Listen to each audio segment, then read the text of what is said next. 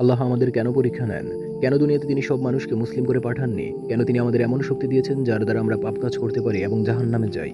কোরআনের অনেক জায়গায় বলা আছে, সর্বশক্তিমান আল্লাহ যদি চাইতেন, তাহলে তিনি সবাইকে মুসলিম বানিয়ে পাঠাতে পারতেন। অর্থাৎ তিনি চাইলে সবাইকে আল্লাহর প্রতি বিশ্বাসী বানাইতে পারতেন।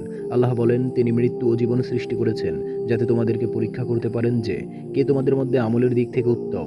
ব্যাপারটা এমন যে, আমরা স্কুলে গিয়ে পড়াশোনা করি, এরপরও বিভিন্ন পরীক্ষা দেই, কিন্তু শিক্ষক কেন এসব পরীক্ষা নেন?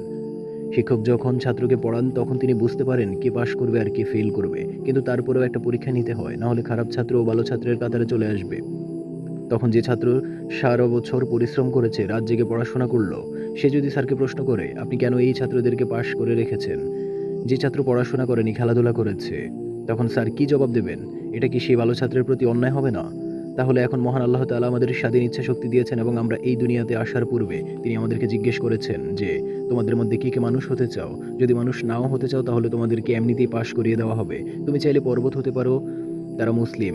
গাছ মুসলিম, অন্যান্য প্রাণীও মুসলিম। ফেরেশতারাও মুসলিম। মুসলিম মানে তারা, যারা তাদের ইচ্ছাশক্তি আল্লাহর কাছে সমর্পণ করেছে। আমরা আল্লাহর কাছে এই প্রতিজ্ঞা করেই এসেছি, আমরা পরীক্ষা দিব এবং নিজেদের সব সৃষ্টির চেয়েও শ্রেষ্ঠ প্রমাণ করব।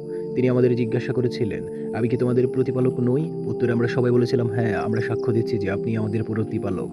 এর কারণে শেষ বিচারের দিন কেউ যেন বলতে না পারে, আমি এই সত্য সম্পর্কে অবহিত ছিলাম না। যেহেতু আমরা স্বেচ্ছা পরীক্ষা দিব বলে মেনে নিয়েছি, তাই আমরা এই পরীক্ষার মধ্যে দিয়ে যাচ্ছি।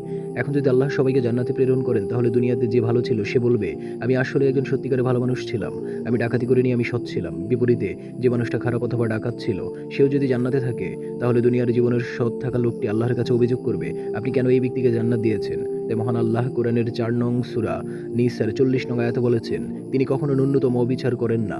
অতএব মহান আল্লাহ ক্ষমাশীল। তিনি আমাদের সুযোগ দেন, ক্ষমা চাইলে ক্ষমা করেন। মহান আল্লাহ তাআলা জিন ও মানুষকে শুধুমাত্র তার ইবাদতের জন্য সৃষ্টি করেছেন। তার ইবাদত বলতে বোঝায় তার সমস্ত নির্দেশ পালন করা।